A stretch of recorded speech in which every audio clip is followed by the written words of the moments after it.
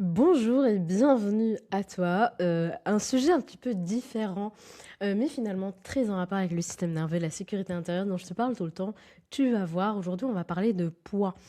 Il y a énormément de femmes qui font tout bien, qui mangent proprement, qui suivent un régime parfait, qui sont en déficit, qui bougent, qui essaient, etc. Et je sais très bien parce que j'ai fait partie de ces femmes pendant très très très très très très longtemps. Et il y a ce poids qui bouge pas, qui revient, parce que le corps, il refuse en fait de laisser changer quelque chose.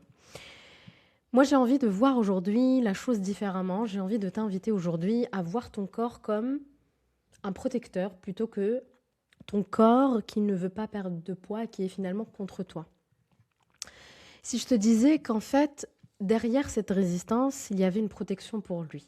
Derrière chaque kilo, derrière chaque résistance, derrière chaque échec, évidemment, parce que pour toi c'est un échec apparent, hein. Il y a une réalité que je veux aujourd'hui t'exposer. Il y a une intelligence, peut-être même une loyauté, un amour maladroit envers toi-même. Les raisons derrière la difficulté à ne pas perdre de poids sont nombreuses.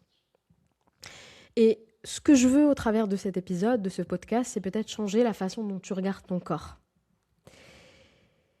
La première chose que je répète tout le temps, c'est que le corps, même si on a l'impression, ce n'est pas ton ennemi. Le corps, il ne te sabote pas. Le corps survit. Évidemment maladroitement, puisque tu as envie de perdre du poids parce que le poids est inconfortable, c'est douloureux, etc., etc. Mais ton corps n'est pas stupide. Ton corps n'est pas là pour te trahir, bien au contraire. C'est juste qu'il répond à un signal de ce n'est pas sécuritaire de changer maintenant.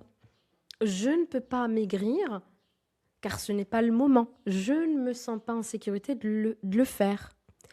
Quand le système nerveux il est dans un état de stress chronique, et pas forcément dans des choses hyper dramatiques. La vie d'aujourd'hui, la vie est surchargée, la charge mentale, notamment des femmes, est incroyable. Les relations sont tendues, il y a une pression constante à l'extérieur aussi, il y a une perte de sens, il y a une pression de performance, etc., etc. Donc, ce qui fait que nos corps, et je dis nos parce que le mien aussi, sécrète du cortisol en continu. Et le cortisol en continu, il dit à ton corps, stock, stock, stock, prépare-toi, parce qu'il y a peut-être quelque chose de dramatique qui va arriver, comme par exemple la famine. Donc, ce cortisol-là qui est sécrété en continu va ralentir ton métabolisme, il va dérégler plein de choses, ta glycémie, ta thyroïde, il va augmenter l'appétit pour les aliments denses, il va perturber ton sommeil, il va perturber la leptine, la gréline, toutes ces hormones de faim, de satiété, il va favoriser le stockage adipeux, surtout au niveau du ventre chez les femmes, chez les hommes aussi. C'est une biologie de survie en fait. Et la cruauté du système, c'est que plus tu vas te restreindre, et plus tu vas te mettre de la pression, et plus tu vas créer de la survie, et plus tu vas créer du stress autour de la nourriture et du corps. Et plus tu alimentes exactement le mécanisme que tu essaies de déjouer. Donc le régime, il devient une menace finalement pour ton système nerveux.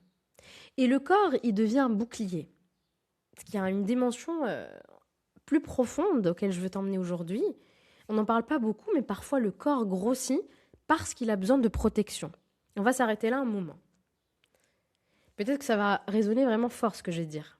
Ou peut-être que ça va te sembler étrange. Si tu l'entends pour la première fois, n'hésite pas à me dire en commentaire. Juste sois ouverte, ouvert, garde un espace d'ouverture à ce que je vais dire. Le corps est intelligent, ok? Et il a appris, souvent malheureusement très tôt dans la vie, quel type de situation pouvait être dangereuse. Pas forcément des dangers évidents, hein, mais des dangers plus subtils. Mais tout autant réels pour ton système nerveux. Être vue, être désirée, prendre de la place, être puissante, attirer l'attention. Je vais parler des femmes. Pour beaucoup de femmes, ces choses-là, un jour, ont été dangereuses. Peut-être que quand tu étais petite, être belle ou attirante a attiré quelque chose d'indésirable. Un regard, un commentaire à l'école, peu importe. Ou une situation qui t'a montré, qui a appris à ton corps et à ton système nerveux que la visibilité, c'était risqué. Peut-être que dans ta famille, les femmes qui prenaient trop de place étaient recadrées. Peut-être que les femmes trop séduisantes étaient jugées. Peut-être que les femmes trop présentes dans leur corps étaient vues d'une certaine façon. Et peut-être qu'à un moment de ta vie, après une rupture, une trahison, peu importe, une agression, en tout cas une période de vulnérabilité extrême, peut-être ton corps a décidé inconsciemment de se rendre moins visible, moins désirable, moins exposé. Et le poids, c'est un peu devenu le bouclier. C'est pas métaphorique, c'est vraiment littéral ce que je suis en train de te dire. Le corps a utilisé ce qu'il avait. La masse, du tissu, de l'épaisseur, pour créer symboliquement une frontière, et même pas que symboliquement, physiquement, une frontière entre toi et l'autre. Entre toi et le monde. Je ne me sens pas suffisamment en sécurité dans le monde qui m'entoure. Puis il y a une autre forme de protection dont je dois te parler. Bizarrement, certaines femmes grossissent pour disparaître, pour pas être vues, pour passer inaperçues, dans un monde qui est intrusif, qui est demandant, qui est trop bruyant. On peut aussi grossir parce qu'on n'arrive pas à mettre des limites, et du coup notre corps met des limites pour nous. Il nous rend ce service-là. On ne sait pas dire non, il dit non pour nous. Et il y a d'autres personnes qui vont grossir pour exister, pour prendre de la place dans une fratrie. Ma sœur, tous les regards sont sur ma sœur et aucun regard n'est sur moi, alors je prends de l'espace, je grossis. Prendre de l'espace, en fait, d'une façon où je me sens permise de prendre de l'espace. Parce que quelque part, être désirable ou mince, c'est associé à être un objet pour les autres. Et du coup, le corps s'en protège. Et puis, il y a des personnes qui portent le poids un poids qui n'est pas le leur. Des poids transgénérationnels, notamment. Des mémoires de famine, par exemple, dans la lignée. Des femmes avant toi qui ont survécu à des manques, des guerres, des exils, ou peut-être même des grossesses qui se sont terminées en avortement clandestin. Alors, le corps grossit, notamment au niveau du ventre, pour garder cette mémoire-là. Il y a quelque chose qui s'est transmis à travers l'épigénétique. J'ai fait des épisodes sur transgénérationnel. Okay. Évidemment, je ne parle pas dans cet épisode de toutes les raisons physiques pour lesquelles tu ne perds pas de poids. Si par exemple tu as une résistance à l'insuline, si par exemple tu as une hypothyroïdie, etc. Mais tout ça, c'est lié. Même si tu as une hypothyroïdie, une résistance à l'insuline ou des raisons physiques, cliniques qui expliqueraient ta non-perte de poids, il reste néanmoins toute la partie émotionnelle, toute la partie mentale, toute la partie symbolique, transgénérationnelle, même énergétique. Il y a certaines femmes qui sont tellement spirituelles qu'en fait, elles grossissent pour rester ancrées. Il y a des personnes qui sont tellement déconnectées de la matérialité qu'elles grossissent pour rester ancrées dans la matérialité. Quand je commençais mes formations en énergétique, la professeure disait « Depuis que je fais de la spiritualité, je grossis. » Et c'était exactement ce qui m'était arrivé. Plus je faisais de la spiritualité, plus je grossissais. Pour mon corps qui me dit « Reviens ici. Qu'est-ce que tu fais? T'es trop là-bas. Reviens un peu ici. » Je vais te poser une question et évidemment, tu n'as pas à répondre maintenant à la question. Juste laisse la question résonner. Si ton corps pouvait parler, s'il pouvait te dire ce qui te protège, juste ferme les yeux et demande à ton corps « De quoi tu me protèges ?» Qu'est-ce qu'il dirait? De quoi est-ce qu'il te garde? De la visibilité, du désir, de la puissance, d'une ancienne douleur qui ne t'appartient même pas, qui est transgénérationnelle? Et surtout, ensuite, tu te poses la question de est-ce que cette menace est encore réelle? Ou est-ce que mon corps protège d'un danger qui appartient au passé? Parce que souvent, et même très très souvent, la protection était nécessaire à un moment. Elle t'a probablement aidé à traverser quelque chose de difficile, mais maintenant, elle est devenue une prison. Une armure que tu portes encore, même quand c'est fini. Il y a quelque chose que je vois aussi chez les femmes que j'accompagne et que je dois nommer, c'est la dissociation du corps. Il y a beaucoup de femmes qui luttent avec leur poids et qui ont appris à vivre au-dessus de leur corps, dans la tête, dans le faire, dans l'analyse, dans « je dois gérer ». Le corps, c'est devenu quelque chose à surveiller, à dompter. Le corps ne s'habite plus finalement, on n'habite plus notre corps. Alors le poids est là pour nous permettre de réhabiter notre corps. Le corps, il ne se sent pas habité, il résiste. Parce qu'un corps qu'on n'habite pas, c'est un corps qui ne reçoit pas le signal que je suis en sécurité. C'est safe d'être là. C'est safe d'être vu. C'est safe de lâcher la protection. Quand la sécurité s'installe, mais vraiment dans le corps, pas juste dans la tête, des choses concrètes changent. Et cette sécurité, c'est ce que je vous dis tout le temps. C'est ce que je vous apprends à ressentir lors des séances de breathwork que j'organise une fois par mois et aussi grâce au programme Vivante que je t'invite à connaître en légende. C'est le programme pour réguler ton système nerveux et pour apaiser le corps, baisser l'inflammation chronique, pour revenir à la sécurité. Quand tu fais tout ça, le cortisol chronique, il baisse. Et avec lui, la tendance au stockage, au grignotage émotionnel, à la résistance métabolique baisse aussi. Les signaux de faim, de satiété, ils se clarifient aussi. Tu commences à entendre ton corps, ce dont il a besoin. Et pas des émotions déguisées en faim. Pas le vide, pas la compulsion, mais la vraie faim. Et le sommeil s'améliore. Et le sommeil, c'est peut-être le levier le plus sous-estimé dans ta transformation corporelle. Une nuit de mauvais sommeil suffit à dérégler tes hormones de faim le lendemain matin. Et puis, il y a autre chose de plus profond, c'est le corps, il n'a plus besoin de bouclier. Quand tu n'as plus besoin d'être protégé, ta propre visibilité, quand tu te sens en droit d'occuper ta place, pas d'une façon menaçante, mais d'une façon souveraine, quand le regard des autres n'est plus une menace existentielle, le corps, il lâche. Parce qu'il n'a plus besoin de tenir. Et tout ça, on l'apprend avec le programme Souveraine, Oser être vue.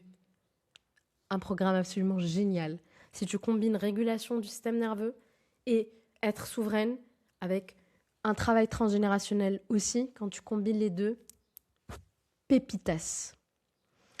Je ne vais pas te donner une liste de 47 choses à faire parce que de toute façon, tu ne vas pas les faire.